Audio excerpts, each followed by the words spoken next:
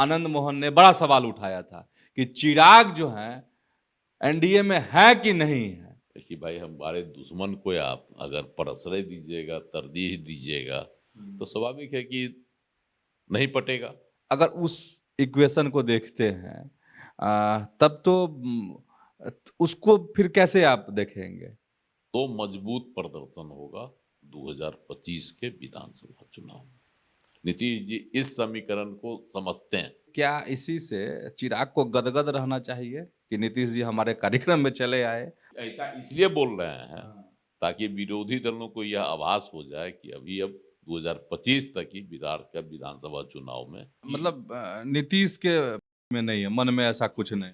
बहुत दिनों तक, क्या कहिए वर्षों, उनको इसकी टीस थी। तब तो यह मतलब निकाल सकते हैं कि यह जो प्रेम है वह कहीं ना कहीं परिस्थिति बस है। 25 के विधानसभा चुनाव को नीतीश कुमार ने अपनी प्रतिष्ठा से जोड़ ली। पर्दे के पीछे क्या है? क्या यह तो नहीं रणनीति है एनडीए में कि 2025 का काम निकाल लिया जाए? जोगी जी का जो नारा है बंटोगे तो कटोगे वाला, वो हाल हो जाएगा कि इंडिया गठबंधन में हमको कुछ हासिल होने वाला नहीं, हम पिछलग्गू बन के रह जाएंगे। पनोरमा ग्रुप, जो सोचता है वो करता है। नमस्कार, आप देख रहे हैं न्यूज हाट। मैं हूं चंदन झा। आनंद मोहन के सवालों का जवाब दे दिया है किसने? तो नीतीश कुमार ने। नई सियासत है बिहार की, इस सियासत को आज समझिए। और इस सियासत पर बात करने के लिए हमारे साथ हैं वरिष्ठ पत्रकार अजय मिश्र। सर, आपका इस कार्यक्रम में स्वागत है। धन्यवाद चंदन जी। सर, नई सियासत तो है ना, ये नई राजनीति बिहार में? नहीं, आनंद मोहन ने बड़ा सवाल उठाया था कि चिराग जो है एनडीए में है कि नहीं है। बहुत बड़ा सवाल था सर, लेकिन अब कहा जा रहा है कि नीतीश तो जवाब दे दिए। तो जरा दर्शकों को सर समझा दीजिए कि कैसे जवाब दिए हैं नीतीश कुमार। देखिए, नीतीश कुमार एक ऐसे राजनेता है जो चुप रहते हैं और करके दिखाते हैं कि देखिए आपका उत्तर ही है ना। आपको ऐसे जवाब मिला, जैसे अभी कल आप देखे थे, एक प्रकरण था ललन सिंह का पुराना प्रकरण, पर कैसे बलियावी जी ने ऐसा कर दिया कि ऊपर पानी छिड़क छिड़क के उसको ठंडा कर दिया। तो इसी तरह से आनंद मोहन भी जो है एक बड़ा सवाल उठाए। सवाल था इमामगंज के रिजल्ट पर, इमामगंज के उपचुनाव पर, और इमामगंज में चिराग पासवान के नहीं जाने, चुनाव प्रचार में बड़ा सवाल। तो उन्होंने पूछा था चिराग पासवान से कि बताएं कि आप एनडीए में हैं कि नहीं। प्रचार करने आप नहीं गए। इसी तरह से लोकसभा चुनाव के दौरान शिवहर भी नहीं आए, 3 बार प्रोग्राम बना के आप नहीं आए, तैयारी भी हम लोग किए, वहाँ हुई, लेकिन आप नहीं आए।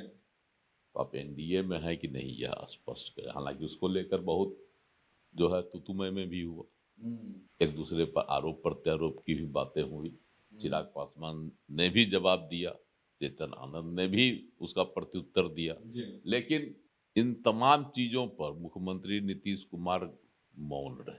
कोई उनका रिएक्शन नहीं आया, किसी तरह का आना भी नहीं चाहिए, क्योंकि दलों की बात अलग अलग थी, नेताओं की। लेकिन कल नीतीश कुमार ने यह बता दिया कि चिराग पासवान एनडीए में ही है। कहिएगा कैसे? उन्होंने तो कोई बयान नहीं दिया कि चिराग पासवान एनडीए में है कि नहीं है। कोई किसी तरह का कोई जो है प्रतिक्रिया भी नहीं व्यक्त की, लेकिन उन्होंने बता दिया। कल लोजपा रामविलास का स्थापना दिवस मनाया गया। चिराग पासवान तो उसके सर्वे सर्वा हैं, स्वाभाविक है कि उनके दल के तमाम लोग रहे, उनके सभी सांसद, 5 सांसद थे। बहुत तरह की बातें बीच में उभरी थी, सांसदों में मतभेद, दुराव, बहुत तरह की बातें प्रकाश में आई थी, लेकिन सबका कल जो है पटाक्षेप हो गया और उसमें मुख्यमंत्री नीतीश कुमार पहुंच गए। यह एक बहुत बड़ी राजनीतिक घटनाक्रम माना जा रहा है। तो चिराग के कार्यक्रम में नीतीश का जाना, क्योंकि कहा जाता है कि चिराग पासवान को अभी भी नीतीश कुमार माफ नहीं किए। क्यों नहीं किए भाई? तो 2020 की घटना को लेकर बहुत दिनों तक, क्या कहिए वर्षों, उनको इसकी टीस थी बार बार। उसी टीस को जब का दर्द बढ़ा तो एनडीए को छोड़कर वो भाग गए थे महागठबंधन के साथ, उसी टीस के दर्द से, है ना। भागने का मुख्य कारण यही था कि नरेंद्र मोदी जी मतलब भाजपा वाले इनको तरजीह दे रहे थे, चिराग को। और नीतीश कुमार चाह रहे थे कि चिराग को किनारे करके पशुपति कुमार पारस को तरजीह दी जाए। हालांकि केंद्र में उनको मंत्री बना दिया गया था उस समय, लेकिन वह तरजीह नहीं मिल रहा था जिसकी अपेक्षा नीतीश कुमार जी चाह रहे थे। तो स्वाभाविक है कि भाई हमारे दुश्मन को आप अगर प्रश्रय दीजिएगा, तरजीह दीजिएगा, तो स्वाभाविक है कि नहीं पटेगा, कहीं न कहीं मन में मलाल होगा। और इसी मलाल की वजह से वो भाग गए थे महागठबंधन के साथ नीतीश कुमार जी। लेकिन महागठबंधन के साथ तो नीतीश जी का कभी बनने वाला रहा नहीं। अगर बन जाता तो 15 में ही इतिहास बदल जाता, लेकिन 17 आते आते जो है नीतीश कुमार जी फिर छटपटा के भाग गए, और यही हाल हुआ 24 में, 22 में गए या 24 के शुरू में जनवरी में भाग गए। तो स्वाभाविक है कि बनाव नहीं हो सकता है। बहुत कोशिश किए, इस बार तो बहुत संयमित भी रहे नीतीश कुमार जी, तब मुख्यमंत्री थे। और तेजस्वी यादव को बार बार प्रोत्साहित भी कर रहे थे, बढ़ावा भी दे रहे थे, बावजूद इसके खटपट हो ही गया और छिटक के नीतीश कुमार जी एनडीए के साथ आ ही गए। उसके बाद से लग रहा था कि लोकसभा चुनाव में कुछ करेंगे सीट के बंटवारा पर लेकर, लेकिन वहां भी शांत रहे और चिराग पासवान को एनडीए में तरजीह मिली, 5 सीट मिल गई और पारस जी किक आउट हो गए, एक भी नहीं। अब तो पार्टी एनडीए से अलग भी हो गया है। जो हो, तो ये एक अनुमान लगाया जा रहा था कि चिराग पासवान के साथ नीतीश कुमार की जो अदावत है वह नहीं समाप्त होगी और विधानसभा चुनाव तक यह कायम रहेगी। लेकिन कल जो लोजपा आर रामविलास के जो स्थापना दिवस पर वो चले गए और उन्होंने क्या कहता है रामविलास पासवान के चित्र पर माल्यार्पण किया, उनको श्रद्धांजलि दी। हालांकि नीतीश कुमार जी उन लोगों की पुरानी दोस्ती है, सियासी दोस्ती रही, लेकिन खटपट भी होते रहा था। एक बार चाबी लेके याद होगा घूमते रह गया नीतीश कुमार जी जो है मुख्यमंत्री की कुर्सी पर बैठने से बच। हाँ, और नहीं दिए चाबी रामविलास जी पासवान जी। बाद में उनकी पार्टी टूट गई, लेकिन चाबी नहीं दिए। लड़ाई ऐसा नहीं है कि लोजपा से लड़ाई या रामविलास पासवान से लड़ाई चिराग पासवान की नई थी, पुरानी थी। बावजूद इसके चिराग पासवान की हरकत, सियासी हरकत के बाद भी कल जब वो उपस्थित हो गए तो लग रहा था कि अब जो है पहले वाला माहौल नहीं है, सौहार्दपूर्ण जो है रिश्ते चिराग और नीतीश कुमार में कायम हो गए हैं। चिराग पासवान ने तो पैर छू छू के प्रणाम, कैसे चिराग पासवान जहां कभी भी नीतीश कुमार मिलते थे तो उनको सम्मान देते थे, यथोचित सम्मान जो मिलना चाहिए वह देते थे। ऐसा नहीं है कि मिलने पर कुछ। तो कल से क्या जो हुआ, उनके कार्यक्रम में जाना, वहाँ संबोधन करना, वहाँ जो है रामविलास पासवान के बारे में जो होता है अपनी सियासी यादें उसको दोहराना, चिराग पासवान को आशीर्वाद देना, ये सब इंगित कर रहा था। इस पर जो चिराग पासवान पर जो तोहमत आनंद मोहन लगा रहे थे वह कहीं से भी जन आधार युक्त नहीं था। मतलब नीतीश के में नहीं है, मन में ऐसा कुछ नहीं, ऐसा कुछ नहीं है और आधारहीन है। क्योंकि उसमें कल की जो हुई है स्थापना दिवस में आपको देखिएगा कि ये भी पहुंचे हुए थे, अरे हम के जो हैं राष्ट्रीय अध्यक्ष संतोष सुमन, वो भी पहुंचे हुए थे। अगर इमामगंज में नहीं जाने के कारण दीपा मांझी पिछड़ रही थी, अंत में जीत गई, तो यह मलाल होना चाहिए था संतोष सुमन को, लेकिन वह मलाल नहीं हुआ। कहीं से कोई गिला शिकवा नहीं था, वह भी वहां उपस्थित थे। तो ये सब दरसार तमाम लोग थे, बीजेपी के भी लोग थे, सभी लोग थे, एनडीए के तमाम लोग थे वहां उपस्थित, उनके अपने दल के तो थे ही। तो ये दर्शा रहा था कि एनडीए में एकजुटता है। और कहा भी गया कि हम लोग मिलकर अभियान जो चलाएंगे, 15 से चलाने वाले हैं ना एनडीए का संयुक्त अभियान चलेगा लोगों को मोबिलाइज करने का, मतलब मतदाताओं को। तो ये बातें जो है कल भी बोली गई, चिराग पासवान ने भी बोला, मुख्यमंत्री ने भी इसका समर्थन किया। तो ये सब जो चल रहा था कि मतलब एनडीए में एकजुटता है और चिराग पासवान भी एनडीए के हिस्सा हैं। चलिए सर, ये तो हो गया। मुख्यमंत्री गए चिराग पासवान के कार्यक्रम में, संतोष सुमन उनके कार्यक्रम में आए, तो एक नज़र पर्दे पे यही दिख रही है और कहा जा रहा है कि जवाब दे दिए वो किसको, मौन रहकर सीएम ने तो आनंद मोहन को। लेकिन सर ये तो पर्दे की बात हो गई, पर्दे के पीछे क्या है? क्या यह तो नहीं रणनीति है एनडीए में कि 2025 का काम निकाल लिया जाए, मतलब चुनाव जो लड़ना है वो मतलब चुनावी समर जो होने वाला है, युद्ध, उसको निपट लिया जाए, इसलिए इस तरह की चाल चली जा रही हो? 2025 का जो विधानसभा चुनाव है उसको नीतीश कुमार ने अपनी प्रतिष्ठा से जोड़ ली। अब कहिएगा ऐसा क्यों आप कह रहे हैं, तो पिछले दिनों जो यहाँ बैठक हुई थी, एनडीए की संयुक्त बैठक जो हुई थी, जिसमें सभी दल के लोग आए थे, नीतीश कुमार भी उपस्थित थे। नीतीश कुमार ने संबोधित भी किया था और सबों से कहा था कि हम लोग एकजुट होकर निकले, है ना। तो उसी दिन आपको इसका आभास हो गया था कि 2025 के विधानसभा चुनाव को नीतीश कुमार ने अपनी प्रतिष्ठा से जोड़ ली। उन्होंने उसी दिन ऐलान किया था कि 2025 का चुनाव और 225 सीट जीतनी है, तो 2025 में 225 सीट, तो 225 सीट तभी जीत पाएंगे जब एकजुट रहेंगे। ठीक है।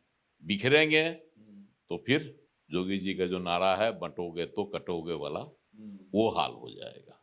इसलिए नीतीश कुमार चाहते हैं हर हाल में कि 2025 में उनका जो संभवतः हुआ उनका अंतिम चुनाव होगा, तो उसमें अपना एक रिकॉर्ड बना दें जो उनके नाम से रहे।